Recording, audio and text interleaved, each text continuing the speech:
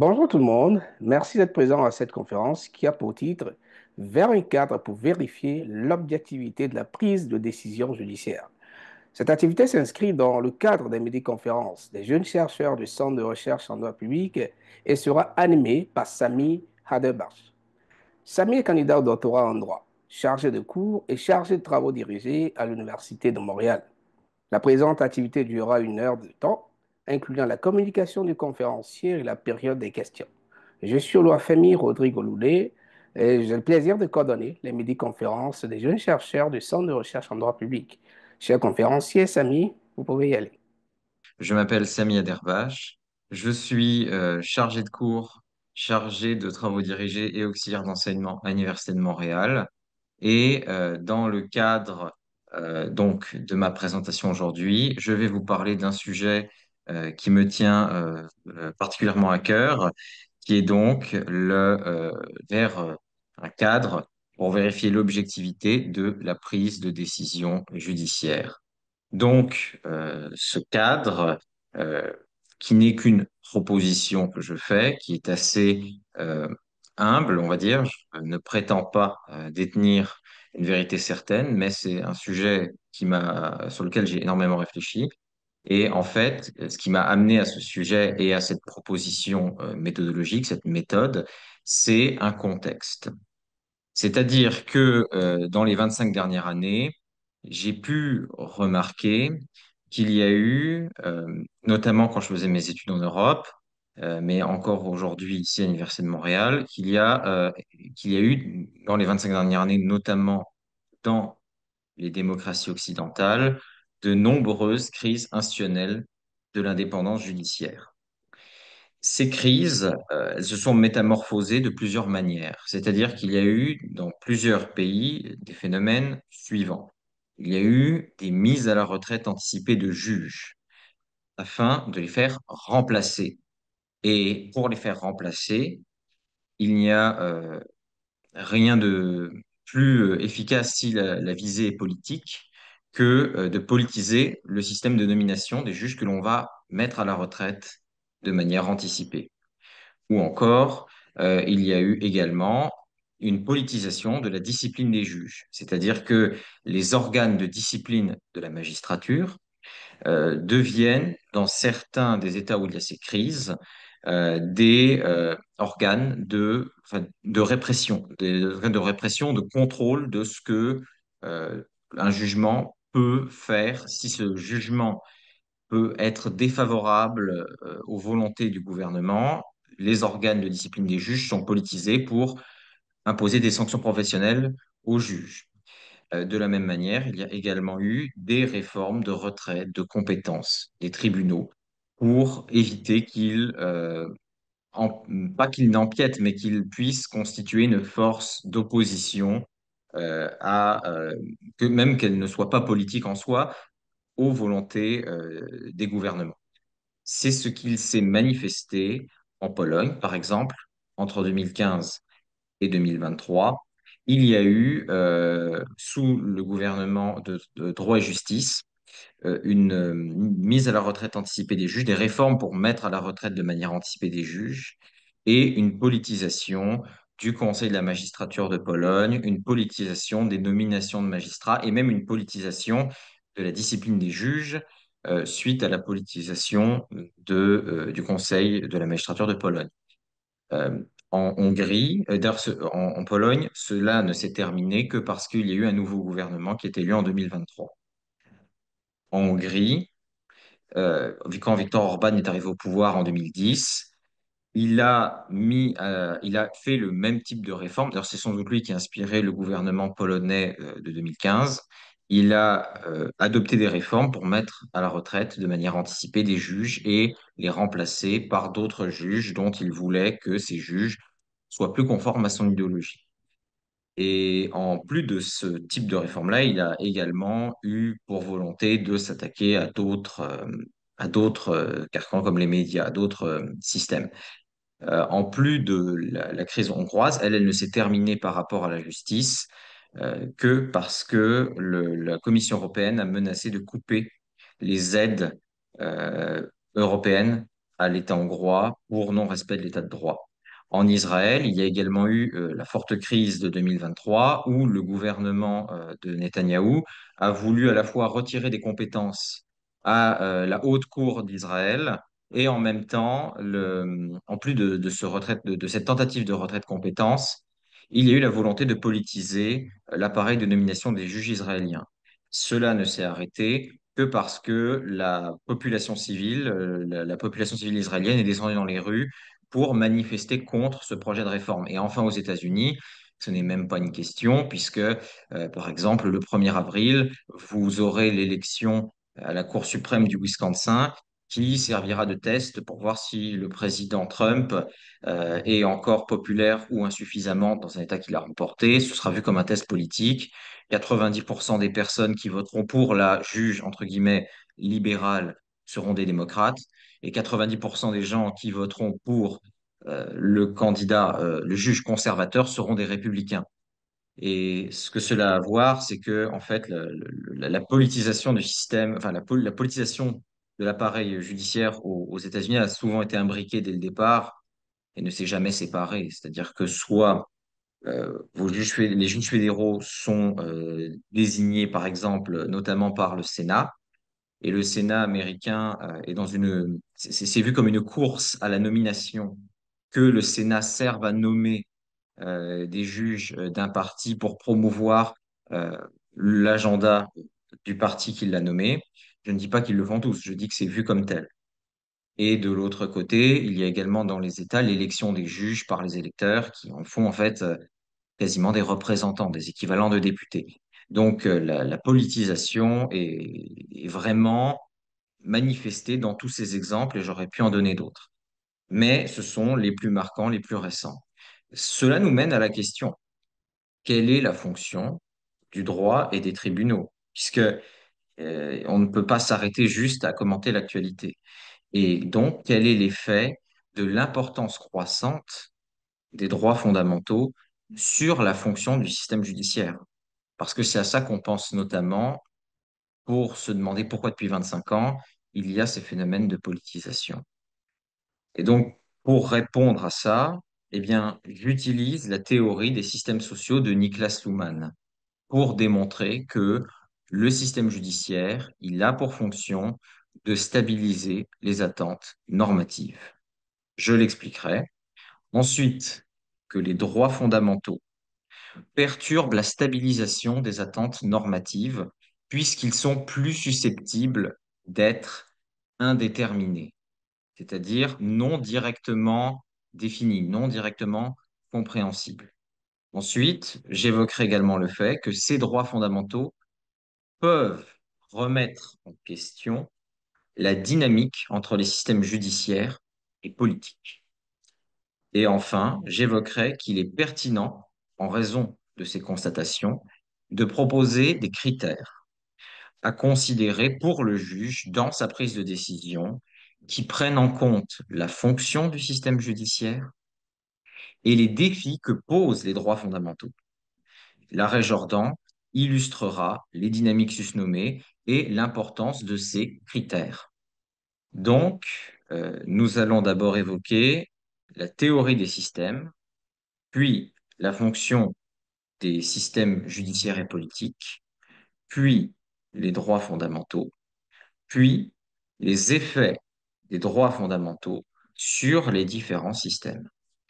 Et donc, quand on commence par la théorie des systèmes, il faut partir d'un schéma un peu général. La théorie des systèmes de Niklas Luhmann pose qu'il y a des systèmes. Ces systèmes se décomposent en plusieurs catégories. Il y a les machines, ce sont les robots, ce sont les appareils. Ils n'ont pas de conscience, ils n'ont pas d'humanité. Il y a les organismes. Là, ce sont les cellules, ce sont tout ce qui constitue l'appareil organique.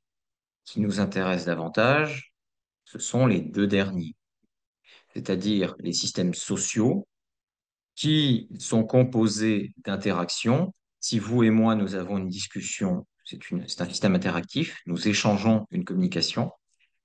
Si nous sommes dans une université, par exemple, ou dans une entreprise, et que nous sommes plusieurs à parler, à travailler ensemble avec des règles définies dans cette entreprise ou cette université. Là, nous sommes dans un système organisationnel, dans une organisation. Et le dernier type de système, c'est si nous ne sommes plus, cette fois-ci, à l'université, mais dans tout le système éducatif, qui a beaucoup plus de règles qu'une université, qui a notamment une fonction sociale dans la société, le système éducatif en général. Alors là, nous sommes dans le dernier type de système, qui est les systèmes fonctionnels, notamment le système juridique, dans lequel il y a le système judiciaire, le système politique, le système économique, le système religieux, le système éducatif, le système média et le système familial. Vous voyez déjà dans quelle case nous retrouvons quand on parle du système fonctionnel. À côté de ces systèmes, il y a les systèmes psychiques. C'est nous. Aussi, c'est les humains. Et nous ne vivons pas, nous n'exprimons pas des communications, euh, nous exprimons des communications à partir de notre conscience. Mais c'est notre conscience qui nous fait exprimer nos communications. Alors que les systèmes sociaux, ils n'ont pas de conscience. Mais ils ont besoin, ces systèmes sociaux, des communications des individus pour exister, puisque ce sont les systèmes sociaux qui existent à partir des communications des individus. Nous les faisons vivre parce que sans nous, ils n'existent pas, ces systèmes sociaux. Mais nous en avons également besoin, de ces systèmes sociaux, puisqu'ils répondent à un besoin très important. Et ce besoin, on va l'évoquer maintenant. Donc, la théorie des systèmes, Niklas Luhmann postule en 1984 que la complexité croissante des sociétés contemporaines a entraîné une spécialisation fonctionnelle des différents systèmes sociaux, ce qu'on appelle complexité. C'est-à-dire que si dans une société, le nombre d'individus dans cette société augmente, augmente de plus en plus, on ne peut pas tous s'entendre par une interaction sur les règles qu'il faut mettre dans cette société. C'est impossible. Donc, on doit avoir des règles prédéfinies. Et donc, à la fois, plus on est nombreux dans une société, plus il y a de complexité, on ne peut s'entendre tous ensemble sur des règles en communiquant. Il faut qu'il y ait des règles qui soient prédéfinies. Et en même temps, les moyens de communication, c'est-à-dire la capacité qu'on a à exprimer notre communication de différentes manières, que ce soit à l'écrit, avec l'invention de l'écriture, que ce soit par l'imprimerie ou aujourd'hui avec Internet, eh bien, l'augmentation de la population et des moyens de communication fait qu'il y a une submergence de complexité dans la société. Il y a énormément de communication. Et la société, pour faire face à cette complexité de communication, elle est dans la nécessité d'avoir des systèmes pour que les individus dirigent leur communication vers ces systèmes et qu'il y ait des règles déjà entendues. Et donc, c'est pour ça qu'avec l'augmentation de la population et des moyens de communication, il y a une spécialisation des systèmes sociaux. Et la complexité, elle est associée à l'ensemble des relations entre les systèmes. Et donc, ça implique la nécessité de les orienter de manière pertinente dans des contextes qui sont spécifiques. L'orientation contextuelle et l'exigence de règles fonctionnelles contribuent donc à la réduction de cette complexité, puisqu'on va dire, si vous voulez aller sur le marché économique, il y a déjà des règles prévues pour se comporter de telle manière. Si vous voulez dans le système éducatif, il y a déjà des règles prévues pour se comporter de telle manière. Et le système, il est spécialisé pour répondre à ce besoin précis que vous avez dans cette situation-là. Et donc, l'accroissement de la complexité provoque des changements sociaux, puisque comme on a des systèmes qui se spécialisent, on ne peut plus avoir, comme au Moyen Âge, par exemple, un grand système ou plusieurs grands systèmes qui englobent des catégories sociales. On ne peut plus essayer de catégoriser euh, plusieurs systèmes comme la religion, l'économie ou la politique. Et on ne peut pas non plus enferrer les individus dans des catégories globales non plus, d'ailleurs. Et donc, avec l'augmentation de la population et le développement des moyens de communication, il est nécessaire que se développent divers systèmes sociaux. Dans ces systèmes, des attentes de rôle et de comportement propres à chaque système servent donc à réduire la complexité. Et là-dessus, il faut bien comprendre que les systèmes spécialisés de la société, ils se sont séparés progressivement et ils ont été favorisés par l'établissement de règles et de fonctions propres, notamment la séparation de la politique et de la religion est un processus historique qui s'expliquerait, selon Luhmann, par l'augmentation de la complexité, donc la population et les moyens de communication. Et il y a aussi d'autres exemples comme la séparation du droit et de la politique. Et par rapport à cela, je vous renvoie notamment à la thèse de la professeure Martine Valois, qui est professeure à l'Université de Montréal et qui a écrit sa thèse dans les années 2000, mais qui l'a fini en 2009, où elle montre, avec l'application de la théorie des systèmes, la séparation historique entre le droit et la politique, et le droit incluant le système judiciaire. Donc, la séparation historique en faisant application de la théorie des systèmes notamment, pas que, mais notamment. Et donc, cette différenciation des systèmes coïncide avec l'accroissement de la complexité. Les praticiens d'un système élaborent un nombre croissant de règles qui sont adaptées au fonctionnement de leur système et les individus sont individuellement libres de participer dans cette société qui a eu cette différenciation. Les individus sont libres de participer ou non aux différents systèmes fonctionnels de la société. Ils peuvent s'engager comme croyants dans une religion, ils peuvent participer sur le système économique, ils peuvent aller étudier au cégep, à l'université et s'engager dans le système éducatif, ils peuvent voter aux élections, participer au système politique, ils peuvent se marier et faire partie du système familial, ils peuvent s'engager dans les systèmes, ils peuvent aller devant les tribunaux et faire partie du système juridique. Et donc, ce schéma vous simplifie un peu ce que c'est une société fonctionnellement différenciée. Donc, on a une spécialisation qui est fonctionnelle des systèmes, comme vous voyez ici, les systèmes médiatiques, système économique, système politique, système moral, système juridique. Ces systèmes, donc, ils sont spécialisés, ils sont égaux entre eux, il n'y a pas de hiérarchie entre eux, ils sont spécialisés sur la base de leur spécialisation fonctionnelle. Et la communication, elle est orientée vers la participation au système. Les systèmes psychiques, c'est nous. Et nous, on peut communiquer, s'engager dans des systèmes. Exemple très concret, quand je suis entré à l'université, moi, système psychique, je me suis engagé dans le système éducatif. Je n'étais pas obligé de le faire. Et donc, c'est ça la société fonctionnellement différenciée. C'est ça l'aboutissement de de la modification sociétale engendrée par l'évolution de la complexité. Donc, évidemment, dans ces sociétés différenciées, il y a la nécessité que chaque système ait une fonction.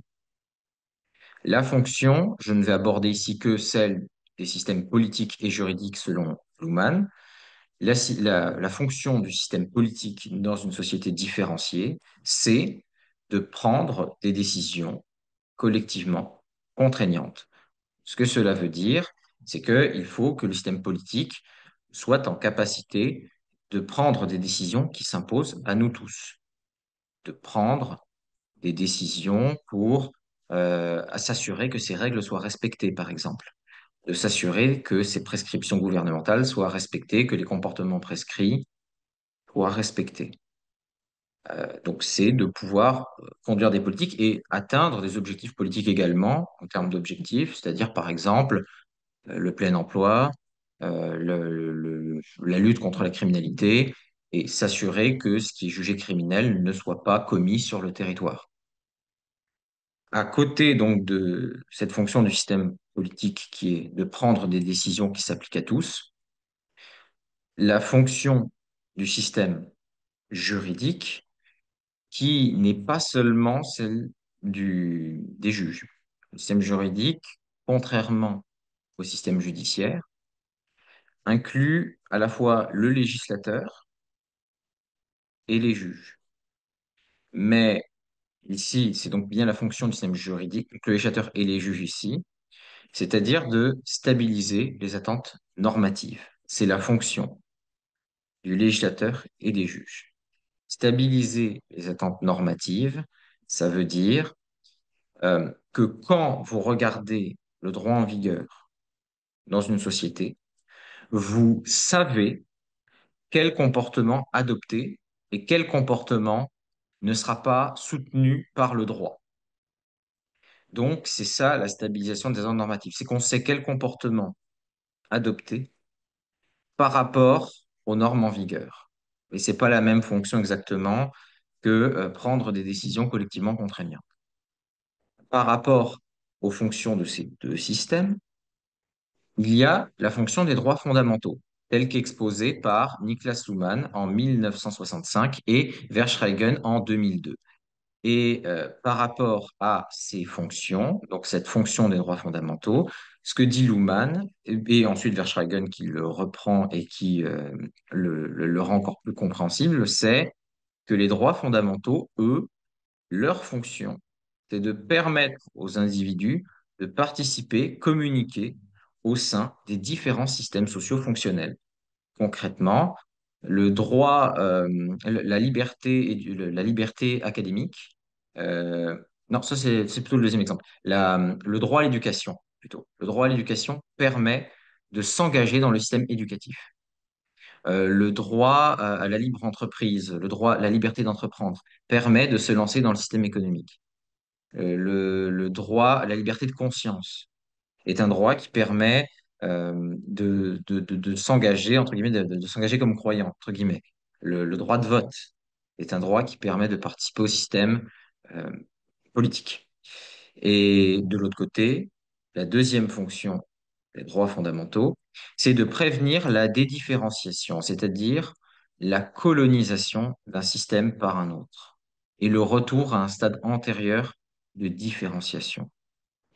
Ce qu'il faut comprendre ici par la dédifférenciation, c'est deux phénomènes notamment. Le premier, c'est qu'un système euh, s'empare des fonctions d'un autre système. C'est-à-dire qu'il lui retire sa compétence pour accomplir sa fonction. Là, ça vous fait déjà penser à certains exemples que je vous ai donnés, par exemple, tout à l'heure sur Israël, où le but entrepris était de retirer des compétences à la Cour suprême d'Israël. Ça, c'est un phénomène de dédifférenciation, par exemple. Mais il y a aussi le deuxième moyen de faire de la dédifférenciation, c'est-à-dire d'imposer le mode de fonctionnement de son système à un autre système.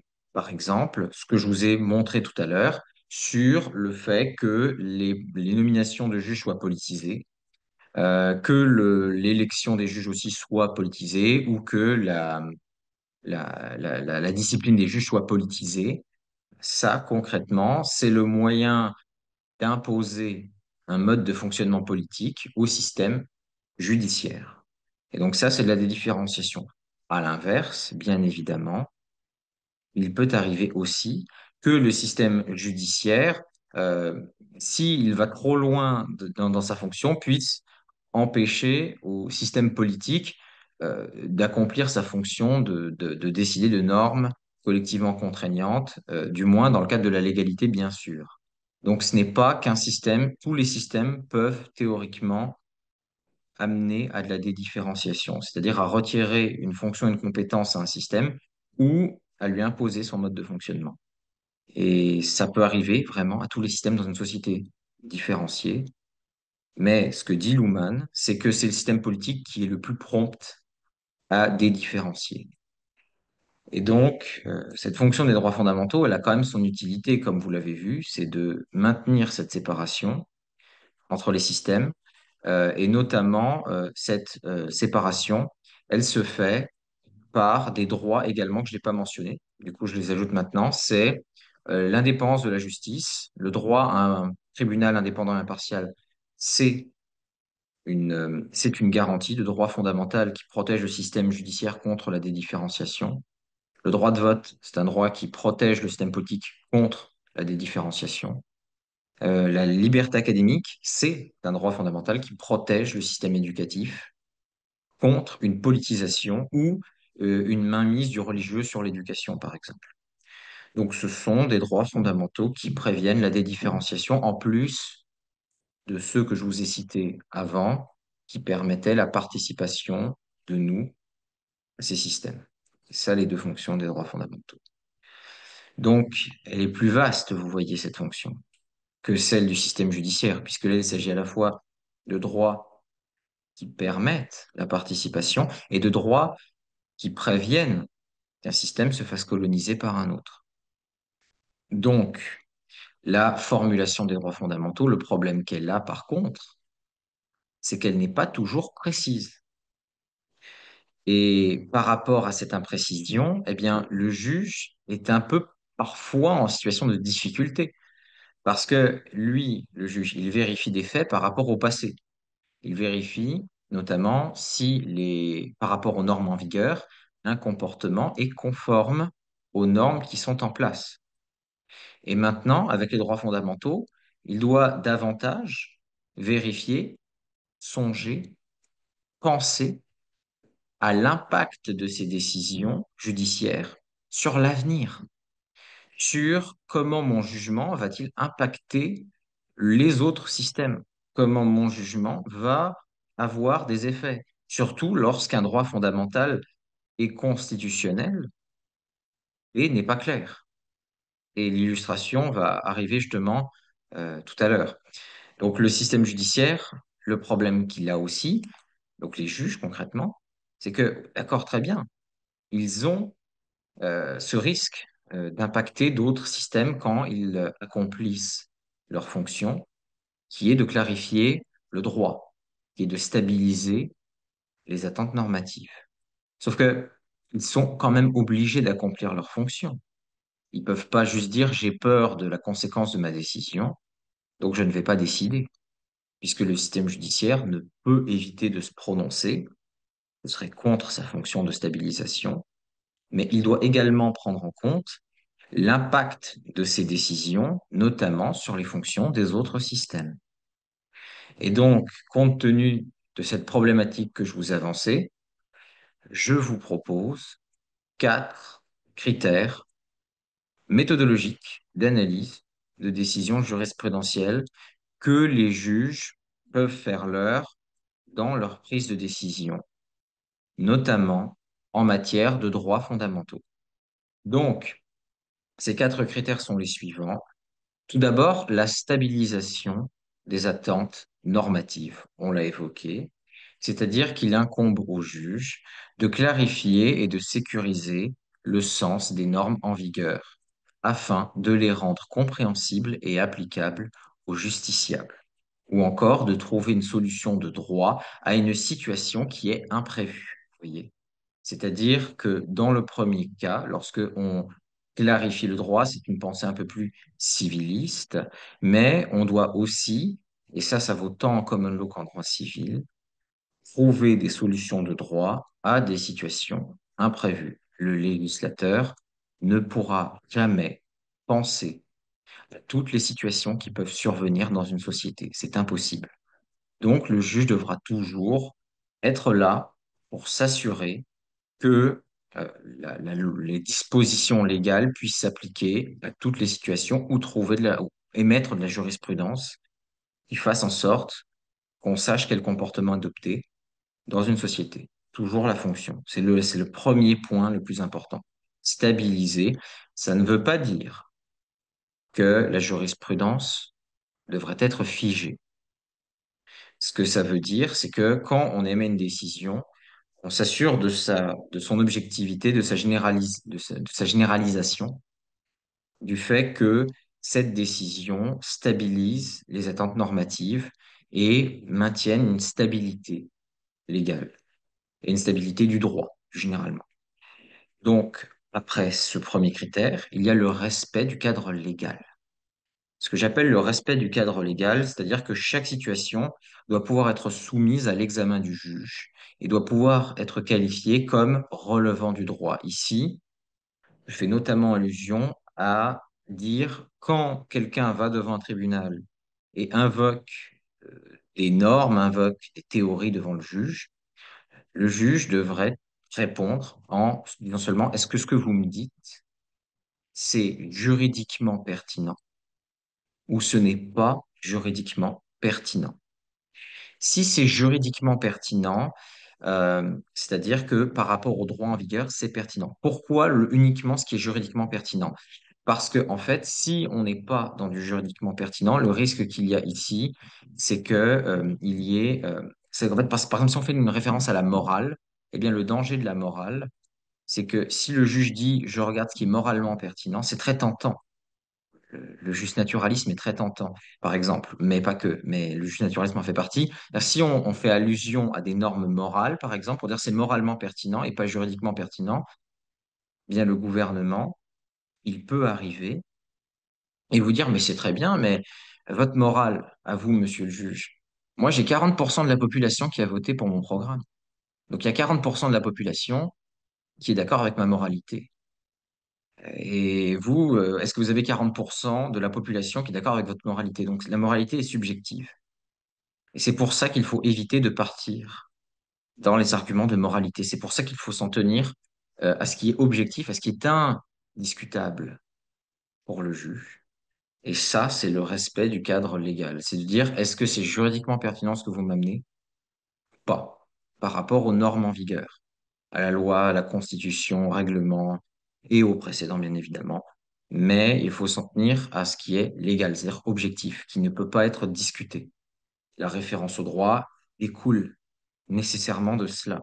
C'est-à-dire que le juge devrait fonder ses décisions exclusivement sur les sources sans intégrer des considérations issues d'autres systèmes tels que la morale ou la politique.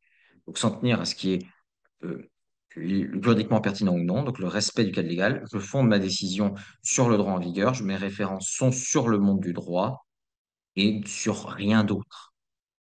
Et enfin, le quatrième critère, c'est mon ajout véritablement personnel par rapport à des considérations qui pouvaient euh, déjà être plus ou moins évoquées, c'est la préservation de l'attribution fonctionnelle des autres systèmes.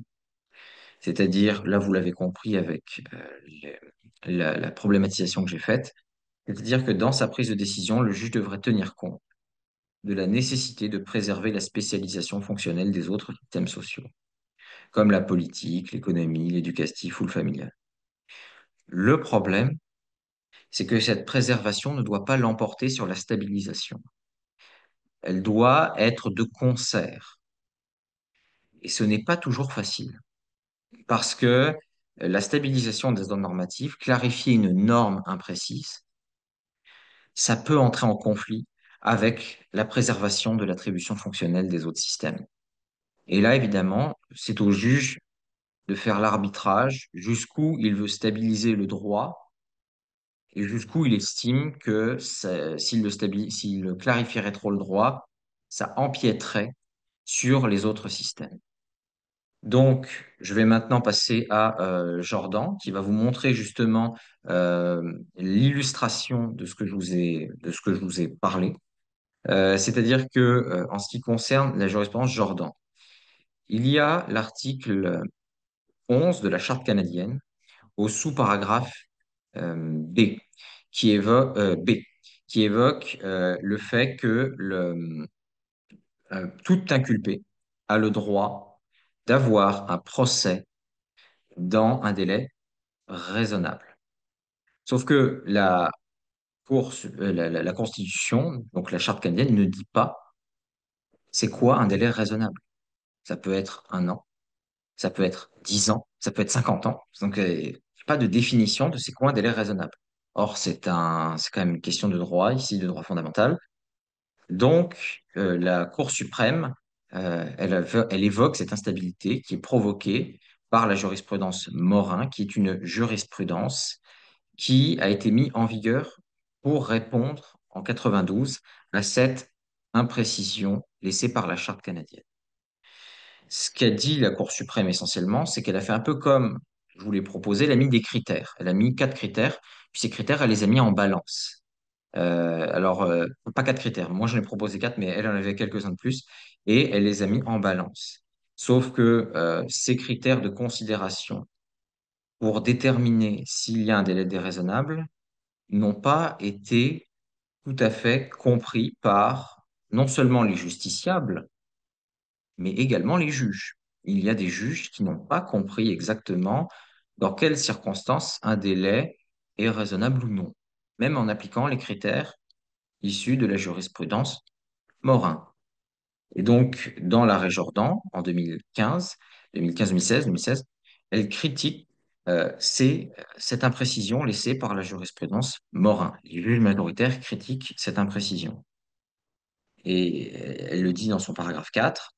Notre système en est cependant venu tolérer des délais excessifs, comme en font foi les circonstances du présent pourvoi, même s'il a fallu plus de 4 ans, et là c'est le cas de M. Jordan, il a fallu plus de 4 ans, aux autorités pour porter une affaire de drogue moyennement complexe devant les tribunaux, tant le juge du procès que la Cour suprême que la Cour d'appel, pardon, ont estimé que l'appel avait été jugé dans un délai raisonnable.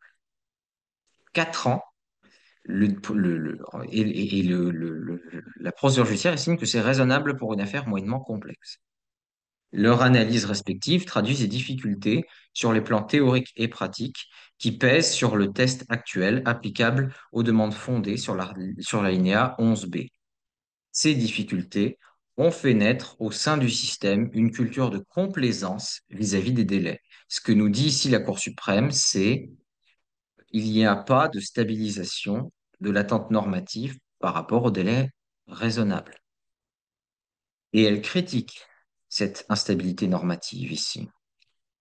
La notion de préjudice subi par la personne poursuivie dans l'arrêt Morin, on disait essentiellement, si la personne a subi un préjudice, alors c'est là qu'on va avoir plus tendance, c'est comme ça que les juges interprétaient les jurisprudences Morin, si la personne a subi un préjudice, alors on va avoir tendance à estimer qu'elle a subi un délai déraisonnable. Si elle n'a pas subi de préjudice, c'est un peu moins probable. C'est pas incertain, mais c'est un peu moins probable. Donc, la notion de préjudice ici, euh, servait dans Morin en 92 à estimer essentiellement si les délais étaient raisonnables ou non. Et ça ne plaît pas à la majorité de la Cour suprême qui le dit au paragraphe 16. Le juge du procès s'est ensuite penché sur la question du préjudice. Il a opiné que si le délai institutionnel avait respecté les lignes directrices établies dans Morin, le procès se serait terminé en mai 2011. Et là, on est beaucoup plus loin, vous voyez.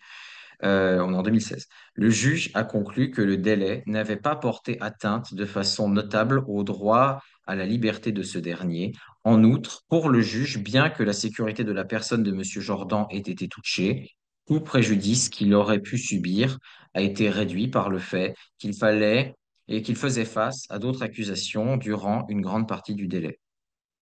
Donc, vous voyez ici, s'ils disent, c'est que même si le juge a estimé qu'il y avait au moins 1 an ou 1 an et demi de trop, parce que là, il n'a pas jugé en 2016, il a jugé un peu avant, mais il y a 1 an et demi au moins de trop, eh bien, comme il n'a pas subi de préjudice, euh, ce n'est pas, c'est pas si, c'est moins grave que s'il en avait subi un, donc les délais sont raisonnables. Et le juge du procès a soupesé tous les facteurs et conclu qu'il n'y avait pas eu d'atteinte au droit garanti à M. Jordan par l'alinéa 11b de la Charte canadienne, surtout parce qu'il n'avait pas subi de préjudice important. Donc ici, la notion de préjudice crée de l'instabilité. Et la Cour, elle rappelle sa fonction elle-même, celle que je vous ai évoquée. Un délai déraisonnable présente un déni de justice pour l'inculpé, les victimes, leurs familles et la population dans son ensemble, parce que c'est une instabilité normative. Le cadre d'analyse de l'arrêt Morin aurait engendré une culture des délais et une complaisance à l'endroit de cette culture, Et la jurisprudence Morin ne permet plus au système judiciaire de stabiliser les attentes normatives, c'est-à-dire leur compréhension. Et ici, il l'évoque, le cadre d'analyse établi dans Morin ne s'attaque pas à cette culture de complaisance. Le délai est sanctionné ou justifié après coup. En conséquence, les participants au système de justice, policiers, oui, ils utilisent le mot système, ce n'est pas moi. Les policiers, les procureurs du ministère public, les avocats de la défense, les tribunaux, les législatures et le Parlement ne sont pas incités à prendre des mesures préventives pour remédier aux pratiques inefficaces et au manque de ressources. Et donc, la nouvelle solution qu'il propose, c'est des cadres bloqués, c'est-à-dire en enlevant le décompte des délais, c'est de mettre 18 mois maximum en cour provinciale et 30 mois en cour supérieure. Donc des délais clairs ce coup-ci. Et la nouvelle solution proposée cherche à maintenir une certaine stabilité jurisprudentielle et donc normative, puisqu'ils expriment que pour fixer le plafond, leurs 18 mois maximum pour être jugé au criminel en cour provinciale et 30 mois en cour supérieure, eh bien, ils se sont appuyés sur plusieurs facteurs. Et ils ont notamment repris la jurisprudence Morin. Ils ont repris des concepts de Morin pour bâtir leur nouvelle jurisprudence. Et c'est donc grâce à cela que ils maintiennent une stabilité des attentes normatives, c'est qu'ils ne renversent pas complètement leur ancienne jurisprudence, ils en reprennent des éléments pertinents, mais ils essaient d'arriver à quelque chose qui ne soit pas libre à interprétation. Et donc, l'arrêt Jordan apporte une clarté juridique qui est incontestable, puisque grâce à ce cadre, la définition des délais raisonnables devient concrète et compréhensible pour tous. Et l'estimation du préjudice, plutôt que d'être un facteur d'instabilité dans la détermination du délai raisonnable, donc le préjudice, il devient inclus, il devient un élément de stabilité, puisqu'il est intégré dans leur calcul, dans leur établissement des nouveaux plafonds. Ils ont dit on a pris en compte le préjudice pour les 18 et 30 mois qu'on va maintenant poser. Mais ça ne va plus, le préjudice ne va plus être un élément d'instabilité. Et ils font l'illustration de cette fonction au paragraphe 111. Le nouveau cadre d'analyse atténue sans toutefois éliminer la nécessité d'un microcalcul complexe, l'analyse d'un délai qui se situe en deçà du plafond, pour déterminer si la cause a pris de manière manifeste plus de temps qu'il aurait été raisonnable qu'elle prenne, remplace la méthode d'un microcalcul par une évaluation globale. L'opinion minoritaire propose une solution alternative, ceux qui ne sont pas d'accord avec les juges majoritaires, et cette proposition alternative, c'est de préserver le cadre d'analyse de l'arrêt Morin tout en clarifiant les doutes d'interprétation rencontrés par les juges. Donc, les juges minoritaires disent, moi, je suis pas d'accord avec vos 18 et 30 mois, mais ce que je propose, c'est comment on va clarifier la jurisprudence Morin pour tout le monde. Donc, tous les 9 juges veulent stabiliser cette normative. C'est ça leur but aux 9. C'est juste qu'ils sont pas d'accord sur la manière de la stabiliser, cette attente. Cette solution inclut un cadre d'analyse supplémentaire qui permet de déterminer si l'intérêt de la société dans une affaire porte davantage sur la condamnation ou sur un traitement rapide. Et donc la divergence entre les juges majoritaires et minoritaires, elle existe quand même. Mais en fait, elle réside, et c'est pour ça que je vous en ai parlé, entre la stabilisation des attentes normatives, c'est-à-dire la fonction, et le respect de l'attribution fonctionnelle du système politique. Ce que disent les juges minoritaires, c'est que, en fait, ils mettent plus de poids au respect, entre guillemets, au respect, parce que les juges majoritaires le respectent aussi, mais à ne pas à ne pas trop peser sur la spécialisation fonctionnelle du système politique. Ils veulent encore plus préserver la fonction du système politique, les juges minoritaires, que ceux majoritaires, par rapport à la fonction du système judiciaire qui est de stabiliser dans le normatif. Et donc, les juges minoritaires précisent que leur objectif n'est pas tant de définir de manière générale et définitive ce qu'un délai est raisonnable, donc pas d'avoir une clarification définitive, que de proposer un cadre adapté à chaque affaire, donc de mettre plus de poids à la préservation de l'attribution fonctionnelle. La Cour propose également une série de mesures transitoires, donc là, c'est y compris les juges majoritaires, qui permettent aux tribunaux et au gouvernement de se conformer au nouveau plafond, ce qui vise également le maintien d'une stabilité des attentes normatives. C'est-à-dire qu'à la fois, pour éviter que d'un coup la jurisprudence change tout et qu'elle soit à la fois déstabilisatrice et qu'elle n'empiète trop sur la politique criminelle du gouvernement, en tout cas sur les moyens que le gouvernement doit mettre en œuvre. Ce qu'on fait, c'est que on fait des mesures transitoires pour éviter une instabilité normative et en même temps pour respecter l'attribution du système politique. Et ces délais déraisonnables, en fait, ils contreviennent. Donc là, on passe au deuxième cadre d'analyse, c'est-à-dire le respect du cadre légal. Et là, je vous l'applique également à l'arrêt Jordan. Et en fait, il est parfait. C'est-à-dire que les délais déraisonnables pour les juges, les neuf, contreviennent à plusieurs droits constitutionnels garantis au Canada. Donc, il n'y a aucun doute pour les neuf juges que M. Jordan a subi un délai déraisonnable. Que ce soit ceux qui proposent d'améliorer l'arrêt Morin, les quatre, ou les cinq qui veulent créer leur nouveau cadre. Et donc, le respect du cadre légal inclut, on considère que M. Jordan a subi une atteinte à son droit à la liberté, au droit à la sécurité de la personne. Ce sont des droits, notamment de l'article 7 de la Charte canadienne, et le droit à un procès équitable qui est à l'article 11. Donc, l'accord entre les neuf juges sur le fait que c'est juridiquement pertinent ce que la plainte de M. Jordan est consensuel. Un délai raisonnable permet aux parties de participer de manière optimale au déroulement de la procédure judiciaire et de contribuer à son succès. La Cour est unanime dans sa référence à la légalité. De même, pour ce qui est du respect du cadre légal, les neuf juges conviennent que l'affaire de M. Jordan est inconstitutionnelle. Ils reconnaissent que le cadre établi par l'arrêt Morin nécessite des améliorations pour mieux définir les délais raisonnables et leur désaccord réside uniquement dans la méthode à adopter. Les juges majoritaires prônent l'établissement d'un système de plafond, donc 18 mois en cours provincial, 30 mois en cours supérieur, et les juges minoritaires préfèrent améliorer l'analyse jurisprudentielle existante par des précisions. Et la référence au droit, elle est explicite, puisqu'en relation avec le droit à avoir un procès équitable dans un délai raisonnable, les critères d'inconstitutionnel, donc le procès dans un délai raisonnable, les critères d'inconstitutionnalité avancés par les juges majoritaires, à savoir le droit à la liberté, le droit à la sécurité de la personne et le droit à un procès équitable, ne sont contestés par personne. Tout le monde est d'accord pour dire que M. Jordan a subi une atteinte à ses droits garantis par la charte. Donc la référence à la légalité et le cadre légal est unanime de ce côté-là. Et enfin, pour ce qui est de la préservation de l'attribution fonctionnelle, la Cour suprême affirme que les plafonds qu'elle instaure, bien qu'ils ils sont plus élevés que ceux dictés par la jurisprudence précédente, donc ils se sont dit on a mis des plafonds suffisamment élevés pour ne pas trop entraver le système politique, et ils sont conçus pour ne pas handicaper l'efficacité du système judiciaire dans sa lutte contre la criminalité. La Cour aménage le système politique par la suggestion de plafonds raisonnables en rapport avec les délais attendus. Elle exclut notamment les affaires de grande criminalité comme le démantèlement de réseaux terroristes ou criminels, les nouveaux délais, évidemment, parce qu'ils sont beaucoup plus complexes, ce sont des affaires extrêmement importantes pour la population, et les événements imprévus et difficilement remédiables pour la procure et les abus de procédure de la défense sont également pris en compte pour être retirés du calcul des délais.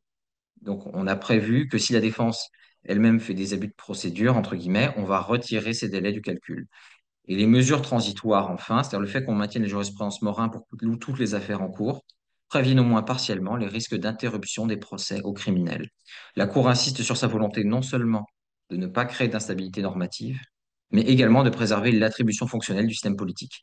L'administration de la justice ne peut pas se permettre une répétition des conséquences qu'a eu la décision ASCOP, c'est la Cour suprême elle-même qui le dit, et les mesures transitoires ne visent pas uniquement à fournir le temps nécessaire aux tribunaux pour s'adapter, mais également à permettre au gouvernement de se conformer aux nouvelles exigences. Et donc, malgré les préoccupations pour l'aménagement du système politique et le respect de son attribution fonctionnelle, l'arrêt Jordan traduit quand même une volonté manifeste de pousser le système politique à mettre fin à la crise des délais institutionnels dans le système judiciaire. Cette décision, avec le nouveau plafond, se projette clairement vers l'avenir et exhorte les acteurs du milieu juridique à une réaction proactive. Implicitement, elle suggère que l'exécutif doit intensifier ses investissements dans le système judiciaire, notamment par la nomination de juges, sans quoi des milliers de procédures pénales pourraient être interrompues. Cela se perçoit dans les multiples injonctions des trois derniers paragraphes du jugement, adressés aux parties prenantes de la procédure pénale, donc l'avocat et la personne poursuivie, enfin l'avocat et le procureur, aux tribunaux et au système politique lui-même, dans le but de mettre un terme à la culture des retards au nom des obligations constitutionnelles. Les juges majoritaires souhaitent définitivement clarifier la notion de délai déraisonnable, et les juges minoritaires préfèrent clarifier l'incompréhension de la jurisprudence Morin. L'argument des juges minoritaires illustre ces priorités contrastées, donc cette opposition entre les critères 1 et 4. Il exprime une inquiétude quant au risque, donc le juge Cromwell, de voir les nouveaux plafonds appliqués avec rigueur ou en l'absence d'amélioration institutionnelle rapide provoquer des suspensions de procédure. De plus, ces observations finales soutiennent que la responsabilité d'établir de tels plafonds incombe aux législateurs et non aux tribunaux. Donc c'est un argument très clairement que je vous ai avancé par rapport à la crainte. Donc là, le critère 4, lui, il le met clairement de l'avant. Donc en conclusion, nous avons détaillé la fonction du système judiciaire qui est de stabiliser les attentes normatives.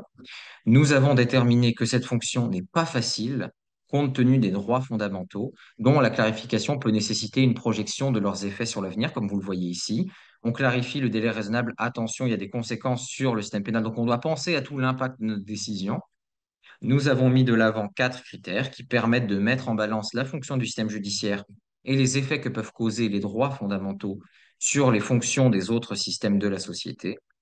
Et ce cadre d'analyse est d'ailleurs reproductible pour analyser des décisions judiciaires passées et futures, y compris dans d'autres pays occidentaux, puisque je prétends que cela s'applique à des décisions passées et futures dans les pays occidentaux, au moins depuis les dernières décennies. Voilà, sur ce, j'en ai fini et je vous remercie beaucoup de m'avoir écouté.